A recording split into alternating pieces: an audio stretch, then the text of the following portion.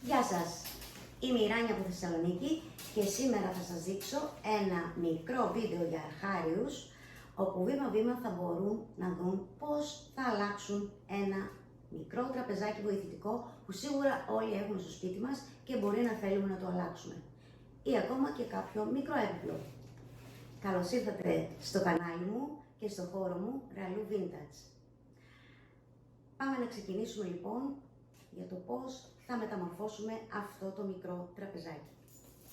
Το πρώτο πράγμα που πρέπει να κάνουμε, φίλες και φίλοι, είναι να καθαρίσουμε το έπιπλο που θέλουμε να βάψουμε.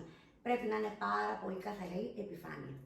Εγώ το έχω καθαρίσει με ξύδι και νερό που έχω μέσα στο σπρέι μου και αφού το καθάρισα πήρα τα δύο σφουγγαράκια μου λίανσης, το πιο χοντρό που είναι λίγο πιο τραχή και το πιο λεπτό σε αυτό το επιπλάκι, γιατί εδώ πάνω χρειαζόταν κάτι πιο σκληρό για να τριφτεί, ενώ εδώ το μαλακό στα ποδαράκια βοηθάει πιο πολύ να τρίψουμε.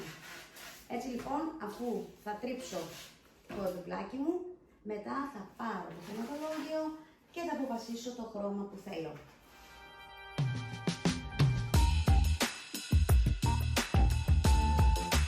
Ένα απαλό ξύσιμο και αμέσως έχει καμπώσει. Αυτό θέλουμε να είναι το αποτέλεσμά μας.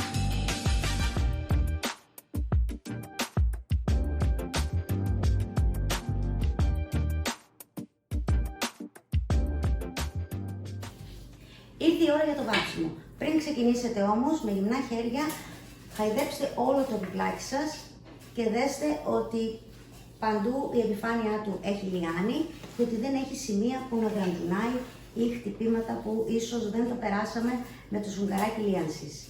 Ο λόγος που το ξύνουμε είναι να φύγουν όλοι οι λιπαροί λεκέδες που υπάρχουν πάνω και όποια σημεία είναι άγρια να τα λιάνουμε. Τελειώσαμε αυτή τη δουλειά. Το καθαρίσαμε πάλι και έτοιμοι να το βάψουμε. Έχουμε αποφασίσει το χρώμα Antique Rose της Vintage Paint. Έχουμε όλα τα υλικά έτοιμα. Πινέλο, ένα μπολ νεράκι, σε καστήρι με νερό και πάμε για να ξεκινήσουμε. Θα ξεκινήσουμε από κάτω ώστε να μπορούμε μετά να γυρίσουμε το τραπεζάκι και να συνεχίσουμε το πρώτο πέρασμα. Δεν θα βάλω αστάρι στο τραπεζάκι, δεν χρειάζονται όλα τα επιπλάκια αστάρι. Στο μόνο σημείο που θα βάλω είναι εδώ μέσα, γιατί εδώ το ξύλο δεν έχει βερνίκι, δεν έχει τίποτα, οπότε θα απορροφήσει πάρα πολύ χρώμα και μπορεί να πετάξει και κυτρινίλες. Γιατί το χρώμα μου είναι αρκετά ανοιχτό. Μόνο εδώ μέσα θα βάλω λοιπόν αστάρι, όλο το υπόλοιπο θα το βάψω κατευθείαν με το χρώμα. Με στεγνό πινέλο ξεκινάω να βάφω το αστάρι μέσα, μόνο στο κάτω σημείο.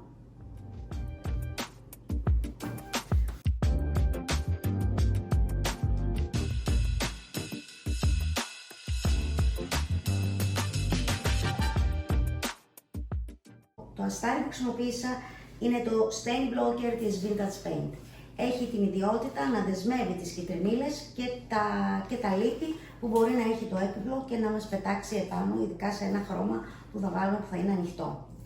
Λοιπόν, μόνο αυτό το σημείο όπως σας είπα και τώρα θα πάω να βάψω το χρώμα.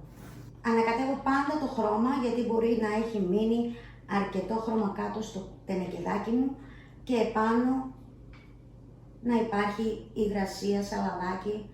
Γι' αυτό ανακατέψτε καλά το χρώμα πριν το ξεκινήσετε, με ένα ξυλάκι. Το πινέλο μου είναι στεγνό.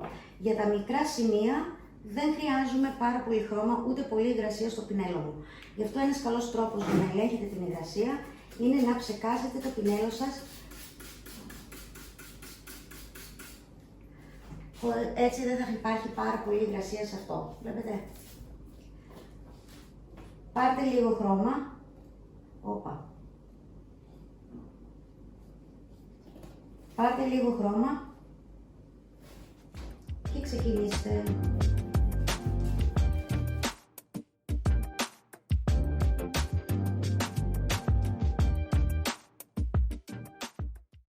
Όταν νομίζετε ότι το πινέλο δεν πολύ γλιστράει, βάλτε πάλι λίγο νεράκι, ψεκάστε μάλλον λίγο νεράκι και προσθέστε λίγο χρώμα.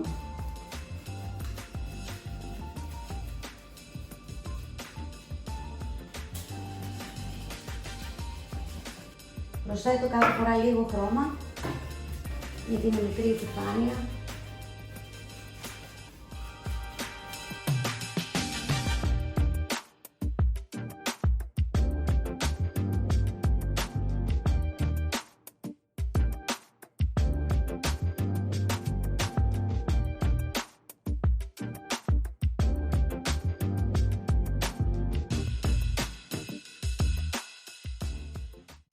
Έχει στεγνώσει το πρώτο χέρι. Είμαστε έτοιμοι για το δεύτερο χέρι. Πριν ξεκινήσουμε όμως, παίρνουμε το σφουγγαράκι λίανσης, το λεπτό, και θα περάσουμε όλο το διπλάκι μας ένα χάιδεμα με το σφουγγαράκι για να το κάνουμε μια ελαφριά λίανση πριν βάλουμε το δεύτερο χέρι χρώμα επάνω. Και μετά είναι έτοιμο να το βάψουμε πάλι. Πάμε για το δεύτερο χέρι. Έχω αλλάξει πινέλο, έχω πάρει το πλατή πινέλο της ίδιας σειράς, της Professional σειράς της Vintage Paint. Απλά με βολεύει πιο πολύ στο δεύτερο χέρι, γιατί θέλω να κάνω ευθείες πια γραμμές και θέλω το βάψιμό μου να είναι πιο προσεγμένο.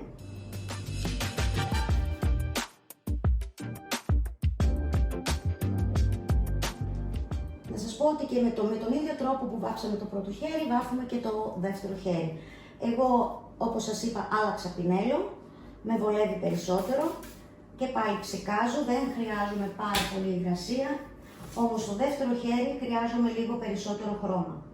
Όχι να στάζει, αλλά χρειάζομαι λίγο περισσότερο χρώμα για να μπορέσω να το απλώσω πιο καλά και να έχει μεγαλύτερη καλυπτικότητα. Το απλώνω στην αρχή εγώ έτσι και μετά κάνω τις κάθετες δυναμικές κινήσεις.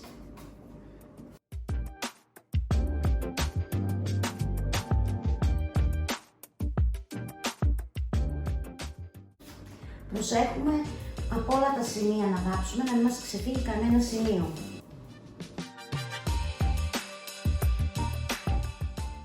Τώρα θα βάψω και αυτό μέσα που είχα κάνει με το αστάρι.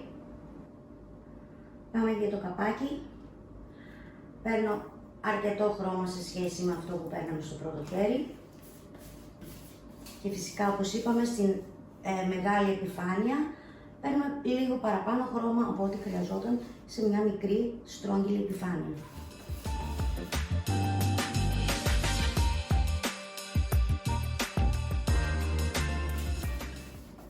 Βλέπω ότι δεν σπρώχνεται καλά το χρώμα, οπότε σημαίνει ότι χρειάζομαι λίγη υγρασία. Με την υγρασία τη λίγη, αμέσως μπορούμε και το απλώνουμε καλύτερα.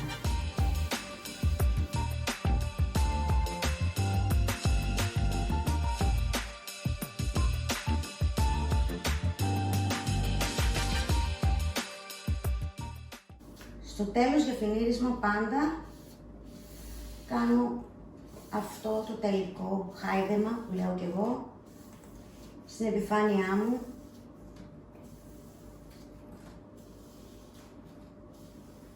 Για να πάρει το χρώμα την ίδια φορά, την ίδια κατεύθυνση. Και αυτό από την επαγγελματική σειρά της Vintage Paint είναι το μικρό των 2,5 εκατοστών.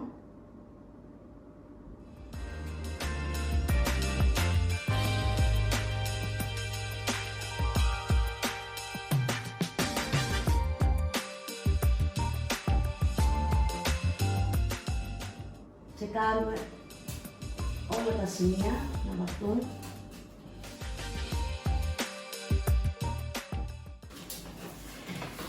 Έχω τελειώσει το δεύτερο χέρι και περιμένουμε να στεγνώσει. Θέλω να σας πω πως εδώ είναι το σημείο που υπάρχουν δύο δρόμοι. Ένας δρόμος είναι να το αφήσουμε μονόχρωμο, το επιπλάκι μας, το τραπεζάκι μας, στη συγκεκριμένη περίπτωση, αν έτσι μας αρέσει. Αν έτσι μας αρέσει όμως και το αφήσουμε μονόχρωμο, στα ανοιχτά χρώματα, όπως είναι αυτό, θα χρειαστεί και τρίτο χέρι. Οπότε με το τρίτο χέρι θα έχουμε την πλήρη κάλυψη. Και αυτό γιατί πάντα χρησιμοποιούμε λεπτά στρώματα όταν βάφουμε, όχι παχιά στρώματα, για να γιατί καλύτερα απορροφάται το λεπτό στρώμα από το ξύλο και η απορρόφηση θα γίνει καλύτερη με 3 λεπτά στρώματα χρώμα παρά με 2 παχιά στρώματα χρώμα. Σας είπα λοιπόν ότι αυτό το σημείο μπορεί το χρώμα που να είχατε επιλέξει για το επιπλάκι σας ή το τραπεζάκι σας να είναι σκούρο, οπότε η κάλυψη να σας ικανοποιεί και να σταματήσετε σε αυτό το σημείο. Θα σας πω και το δεύτερο δρόμο.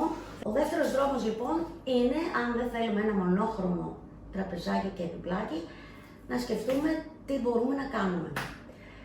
Μπορούμε να βάλουμε άλλο ένα χρώμα ή άλλα 2 χρώματα και να παίξουμε τα χρώματα πάνω σε αυτό με διάφορες τεχνικές. Μπορούμε να πάρουμε stencil και να δημιουργήσουμε σχέδια stencil στο καπάκι.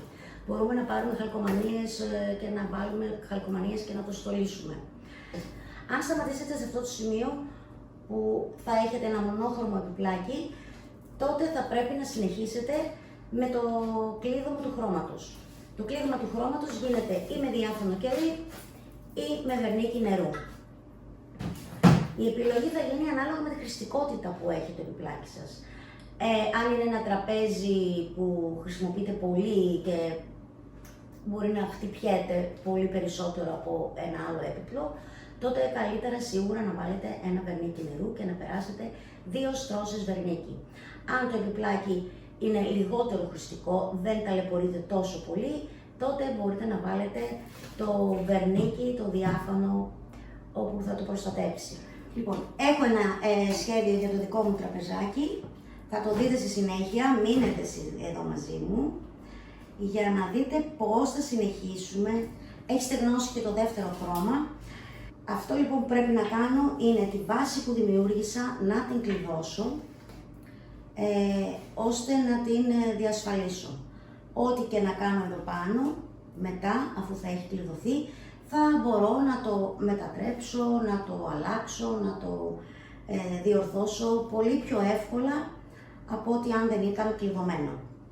Ένα άλλο που έχω να σας πω είναι ότι όταν χρησιμοποιείτε κεριά, καλά είναι να χρησιμοποιείτε στρόγγυλα πινέλα. Ενδείκνυται περισσότερο για τον απρόφητο κερί. Τώρα τα πινέλα κεριού που χρησιμοποιείτε, καλά είναι το κάθε χρώμα κερί που μπορεί να έχετε και να χρησιμοποιείτε, να έχει δικό του πινέλο. Ή αν μη τι άλλο τα σκούρα, ένα πινέλο και τα ανοιχτά ένα άλλο πινέλο. Γιατί αυτά τα πινέλα με το κερί δεν τα πλένουμε συχνά. Για να προστατεύσουμε το πινέλο, γιατί δεν το πλένουμε κάθε φορά, μπορούμε στο τέλος να το βάλουμε σε ένα διάφανο σακουλάκι, να το κλείσουμε. Αν σκληρύνει το πινέλο κεριού κάποια στιγμή, το έχετε ξεχάσει και δεν το έχετε βάλει σε σακουλάκι, τότε μπορείτε να χρησιμοποιήσετε το πιστολάκι, να το ζεστάνετε και αυτό θα μαλακώσει.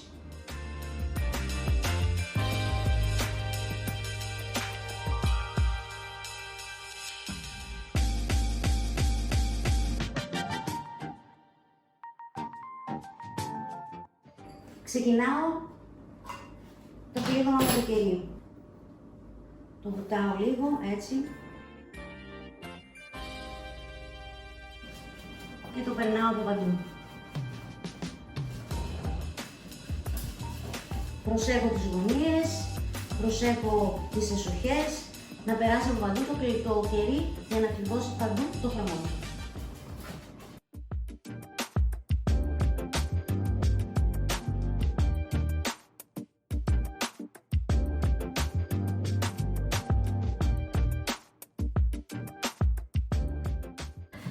Αφού περάσετε το κεράκι σας από όλη την επιφάνεια πολύ προσεκτικά, ειδικά στα ανοιχτά χρώματα που είναι πιο δύσκολο να καταλάβεις από πού πέρασες ή πού δεν πέρασες, γι' αυτό θέλει λίγη προσοχή, θα πάρετε ένα πανάκι με μικροίνες για να μην αφήνει χνούδια και θα περάσετε έτσι απαλά εδώ στα ποπαράκια, για να φύγει ό,τι κομματάκι από κερί παραπανίσιο που έχει μείνει και ίσως δεν φαίνεται. Ειδικά εδώ στις γωνίες που μαζεύεται κάποιες φορές περισσότερο κερί. Φυσικά έχω περάσει το καπάκι με το σφουγγάρι του λίανσης, το έχω σκουπίσει, είναι πάρα πολύ όμορφο και λίγο. Έτσι λοιπόν θα πάρω τώρα το κερί μου και θα κάνω το ίδιο και στο καπάκι.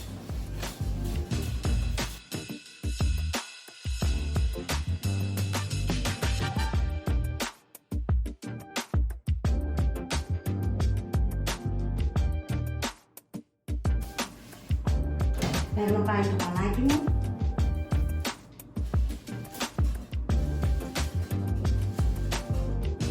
Μην φοβάστε, δεν φεύγει το χέρι. Θα το αφήσω πολύ καλά να στεγνώσει και μείνετε να δείτε τι θα κάνω στη συνέχεια με το Dusty Rose. Ξεκινάμε λοιπόν με τα χρώματα για να στολίσουμε τα ποδαράκια. Έφερα το Dusty Rose όπως σας είπα πιο μπροστά. Έχω και το Antique Rose, το οποίο είναι αυτό που έχουμε βάψει στη βάση. Θα ξεκινήσουμε τώρα με την πρώτη τεχνική, το Dry Brush. Dry Brush σημαίνει στεγνή βούρτσα. Σε αυτή τη τεχνική χρησιμοποιούμε ένα στεγνό πινέλο για να βάψουμε το έπιπλό μας ή το αντικείμενο που βάφουμε.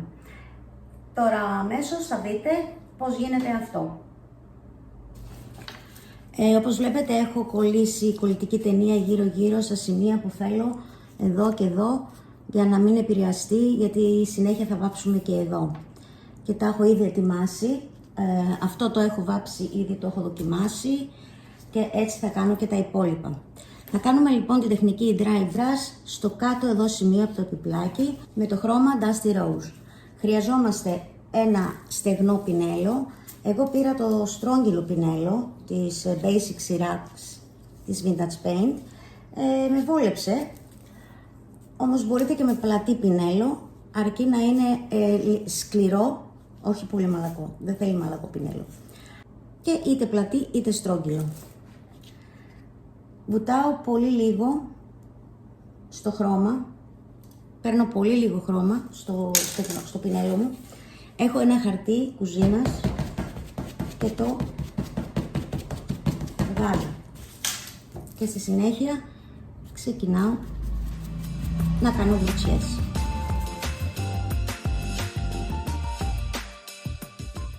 Δεν φαίνεται ακόμα, απλά βάζω λίγο γιατί δεν θέλω να μου πέσει πάρα πολύ, γι' αυτό και δεν φαίνεται.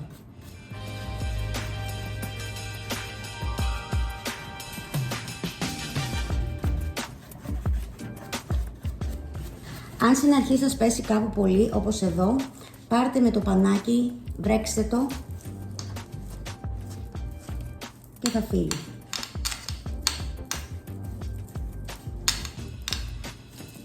Βλέπετε έχει φύγει ήδη, το σκουπίζω κιόλα. Η διόρθωση αυτή γίνεται γιατί όπως σας έχω πει είναι κερωμένο το πόδι, οπότε έχει στεγνώσει, οπότε επάνω μπορούμε εύκολα να κάνουμε τις διορθώσεις. Συνεχίζω εγώ.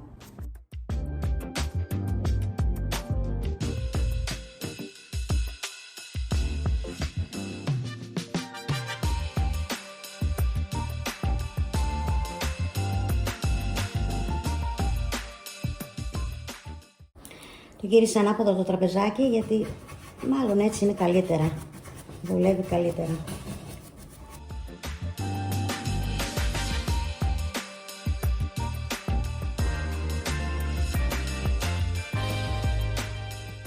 Συνεχίζω το dry brush με πλατή πινέλο.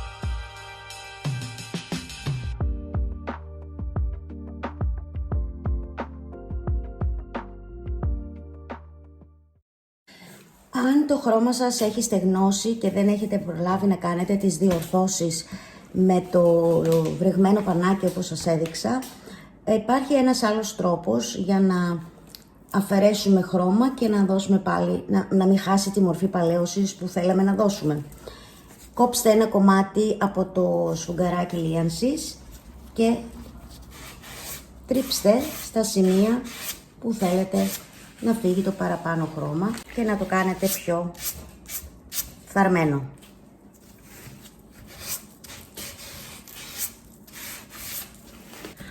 Αν νομίζετε ότι του πήρατε αρκετό χρώμα, πάρτε πάλι το πινέλο και κάντε πάνω πάλι dry brush. Το dry brush είναι μια τεχνική παλαίωσης. Επέλεξα λοιπόν σε αυτό το πρώτο βίντεο για αρχάριους να σας δείξω και αυτή την τεχνική, αν θέλετε να τη χρησιμοποιήσετε στο βάψιμο από το τραπεζάκι σας. Έκανα αυτά τα 4 σημεία, που είναι ένα μικρό κομμάτι. Εσείς μπορείτε, αν θέλετε να του δώσετε μία μορφή παλαίωσης, να κάνετε αυτό ακριβώς που έχουμε κάνει εδώ και στο υπόλοιπο πόδι από το τραπέζι ή ακόμα και στα πλαϊνά και σε όποια σημεία θέλετε να δώσετε μία παλαίωση. Λοιπόν, τώρα θα συνεχίσω με την τεχνική ombre όπως έχω κάνει σε αυτό το ποδαράκι. Να σας δείξω λοιπόν και την άλλη μία τεχνική που μπορείτε να χρησιμοποιήσετε για το πρώτο σας τραπεζάκι. Πάμε λοιπόν να συνεχίσουμε με το υπόλοιπο. Συνεχίζουμε στο επόμενο τμήμα του ποδιού μας. Εδώ θα κάνω την τεχνική ombre. Η τεχνική ombre είναι να ενώσουμε 2 χρώματα σβήνοντας απαλά το ένα μέσα στο άλλο. Εγώ θα χρησιμοποιήσω το Dusty Rose και το Antique Rose που είναι ήδη βαμμένο το ποδαράκι. Για την τεχνική ombre χρειαζόμαστε 3 πινέλα. Το κάθε χρώμα θα έχει το πινέλο του. Ένα για το Dusty Rose εδώ και ένα για το Antique Rose. Και το τρίτο πινέλο, το οποίο θα είναι αυτό που θα ενώσει τα άλλα 2. Χρειαζόμαστε νεράκι, γιατί στα σημεία που θα γίνεται η ένωση θα θέλουμε υγρασία για να μπορέσει να γίνει. Πάμε λοιπόν να ξεκινήσουμε. Θα ξεκινήσουμε με το Antique Rose.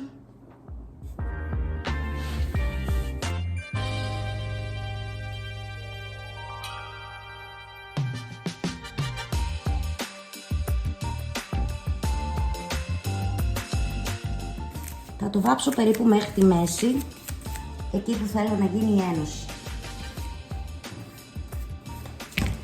Παίρνω το επόμενο πινέλο. Τα πινέλα μου είναι νοπά και βάφω το πάνω κομμάτι.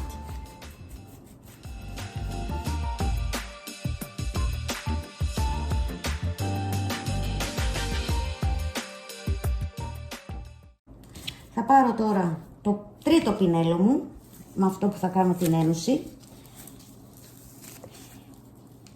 Θα βρέξω λίγο το πινέλο μου. Συνήθως χρησιμοποιώ το σπρέι, απλά εδώ τώρα δεν θέλω να χρησιμοποιήσω το σπρέι γιατί μπορεί να πέσει αρκετό νερό και να αρχίζουν να τρέχουν. Να, ήδη αρχίζει και στάζει, γι' αυτό δεν πρέπει πολύ.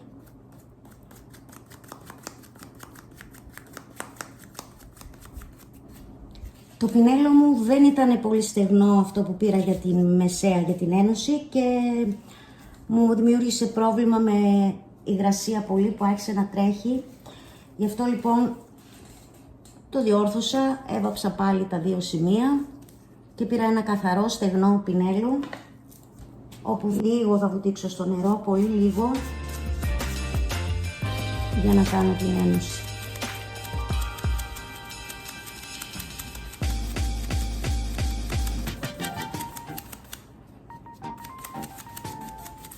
Εδώ βλέπετε έχει μία γραμμή γιατί λίγο καθυστέρησα με την αλλαγή του πινέλου. Θα τη διορθώσουμε όμως.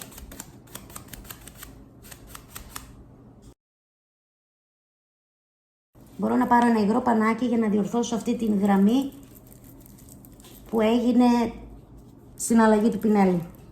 Δεν πρέπει να στεγνώσουν τα χρώματα όταν κάνουμε την ένωση. Εδώ πήρα αρκετά τα χρώματα με το πανάκι, οπότε ξαναβάζω.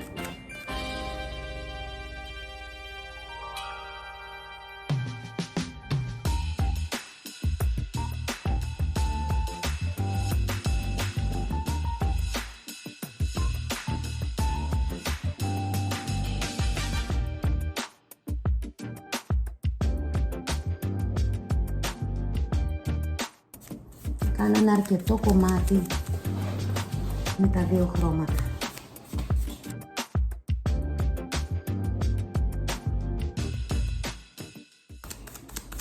Αν θεωρούμε ότι έχει κατέβει αρκετά το ροζ και θέλουμε λίγο πιο ψηλά, μπορούμε να βάλουμε πάλι από το ανοιχτό χρώμα, εδώ,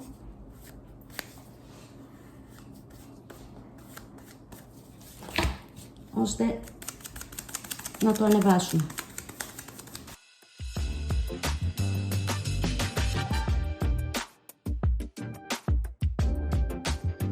Λίγο ακόμα ροζάκι, το θέλω λίγο πιο σκούρο.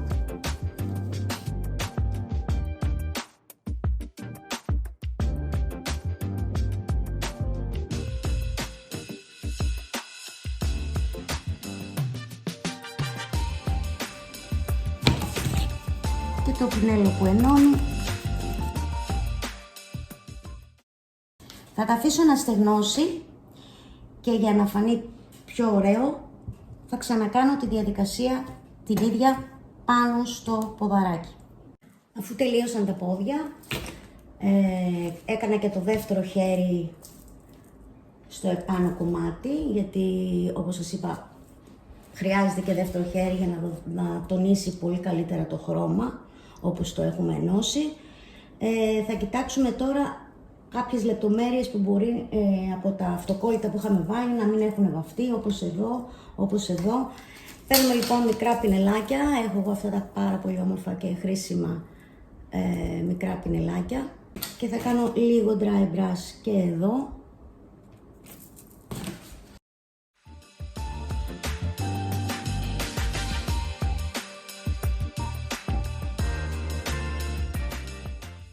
Πάμε στο καπάκι.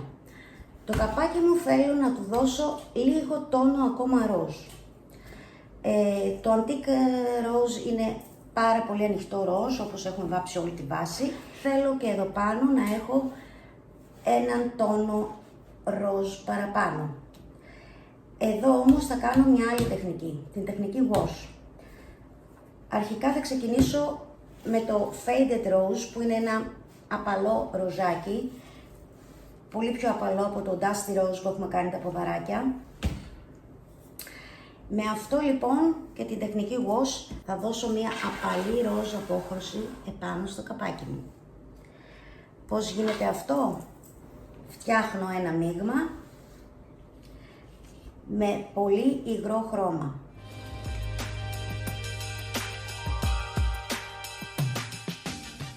Για αυτή την τεχνική θέλω το μείγμα μου, το υγρό χρώμα μου, γι' αυτό λέγεται και wash, το πολύ υγρό χρώμα μου, ένα πανί, με μικροίνες καλύτερα για να μην αφήνει χνούδια, και ένα πινέλο. Όσο πιο υγρό είναι το μείγμα που θα φτιάξουμε, τόσο πιο λίγο χρώμα θα κρατήσει η βάση μας. Όσο πιο παχύ είναι, θα κρατήσει πιο πολύ χρώμα. Εγώ λοιπόν προσπάθησα να το κάνω αρκετά αρή, γιατί δεν θέλω πολύ χρώμα εδώ πάνω. Πάμε λοιπόν να ξεκινήσουμε. Παίρνω το νερουλό μου χρώμα, ένα υγρό πινέλο, όχι να στάζει πολύ, υγρό να είναι, και περνάω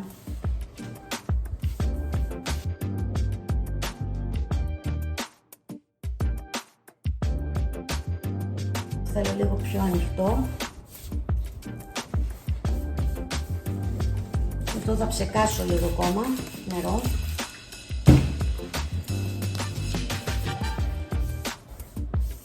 Είπαμε όσο πιο αρή είναι, τόσο λιγότερο χρώμα θα κρατήσει η επιφάνεια. Έτσι λοιπόν πως είναι υγρό, θα πάρω το πανί και θα το σκουπίσω.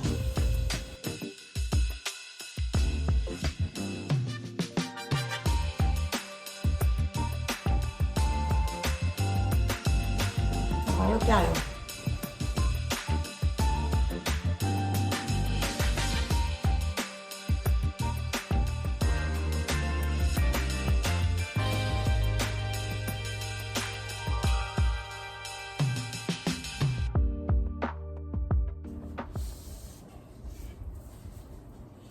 Εγώ όμως θέλω λίγο, για να δέσει με το πόδι κάτω, θέλω και λίγο από το Dusty Rose,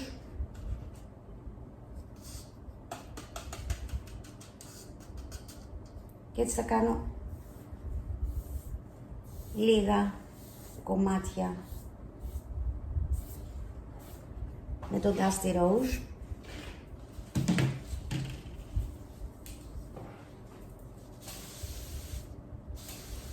Και πάλι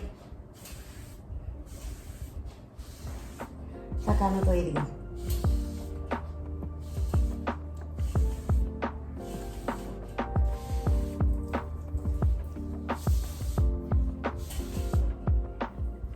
Νομίζω μου αρέσει έτσι, λυπάμαι που δεν μπορείτε να το δείτε. Αυτή όμως είναι η τεχνική για να δώσετε για να δώσετε μια πάλα απόχρωση πάνω στην επιφάνειά σας. Τελείωσα και το καπάκι, είδαμε την τεχνική wash, όμως δεν σημαίνει ότι με το κομμάτι που είδαμε, που σας έδειξα, τελείωσα και όλα. Στη συνέχεια και εγώ πέρασα και άλλες φορές και το Dusty Rose και το Faded Rose, μέχρι ότου έρθει στο αποτέλεσμα που εγώ θέλω και μου αρέσει. Το ίδιο θα κάνετε κι εσείς. Όταν στεγνώσει όμως, εκεί βλέπουμε πολύ πιο καλά το τελικό αποτέλεσμα. Οπότε, αν κάτι δεν σας αρέσει, πάρτε το σφουγγαράκι. Το ίδιο μπορείτε να κάνετε κι εσείς. Μετά με το σφουγγαράκι μπορείτε να κάνετε τις διορθώσεις, να ξύσετε τα σημεία που δεν έχει, που έχει πολύ χρώμα, περισσότερο από όσο θέλατε ή έχει μαζευτεί αρκετά σε κάποια σημεία το χρώμα και θέλετε να φύγει.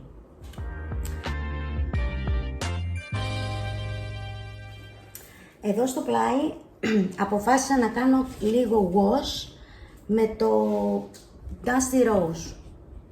Θέλω έτσι λίγο πιο έντονο τόνο ροζ εδώ. Και αποφάσισα λοιπόν να κάνω αυτό. Παίρνω πάλι το μείγμα που έχω.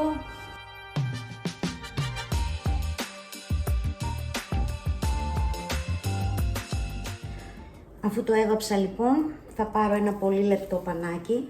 Αυτό είναι ένα κομμάτι από μια παλιά μπλούζα. Και θα το σκουπίσω.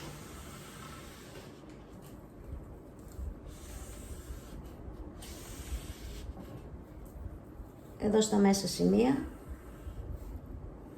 Θα το πάρω πιο απαλά γιατί θέλω να μείνει λίγο περισσότερο χρώμα.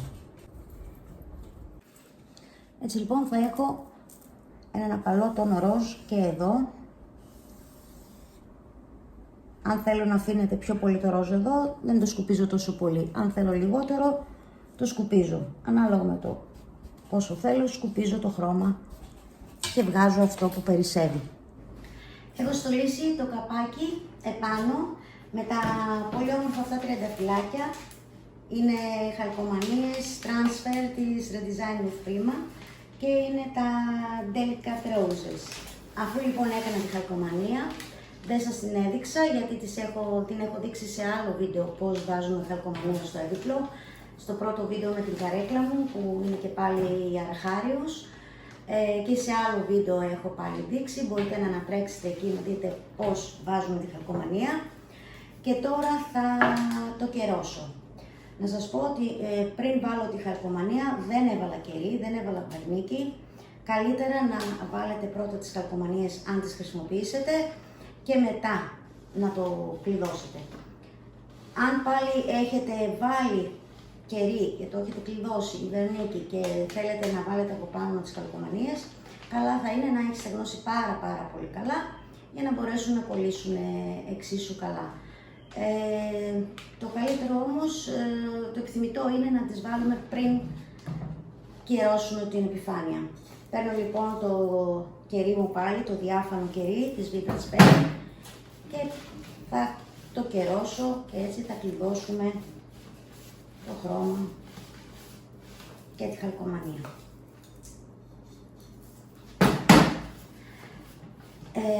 Έχω κερώσει και τα υπόλοιπα και τα ποδαράκια.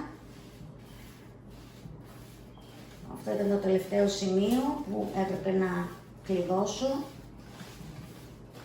για να είναι έτοιμο.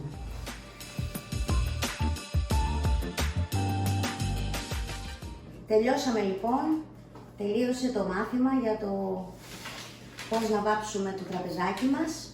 Εγώ έκανα αυτό το ρομαντικό τραπεζάκι, εσείς επιλέξτε ό,τι χρώματα θέλετε, ό,τι σχέδια θέλετε, ο τρόπος είναι ίδιος. Μην ξεχάσετε ότι στο τέλος οπωσδήποτε θα πρέπει να περάσετε κερί ή βερνίκι νερού, κερί διάφανο, για να κλειδώσει όλη η δουλειά που κάναμε. Και στα πόδια και εδώ κάτω και εδώ πάνω, παντού. Και αν βάλετε χαλκομανία και πάλι μπορείτε ή βερνίκι ή κερί ανάλογα με τη χρηστικότητα όπως είπαμε. Σας ευχαριστώ που με παρακολουθήσατε. Μην ξεχάσετε να κάνετε εγγραφή στο κανάλι μου για να βλέπετε και τα επόμενα βίντεο που θα έρχονται. Πατήστε βέβαια και το κουδουνάκι το οποίο θα σας το θυμίζει. Ελπίζω να σας άρεσε, ελπίζω να σας ενέπνευσα να πιάσετε και εσείς τα πινέλα και να ξεκινήσετε να βάψετε το δικό σας τραπεζάκι. Και αν φυσικά σας άρεσε και το βίντεο και το τραπεζάκι, κάντε μου ένα like. Αφήστε και το σχόλιο σας. Αν κάτι θέλετε να ρωτήσετε, πολύ ευχαρίστως να σας απαντήσω. Τα υλικά που έχω χρησιμοποιήσει, όπως σας λέω σε κάθε βίντεο, υπάρχουν στο e-shop μου www.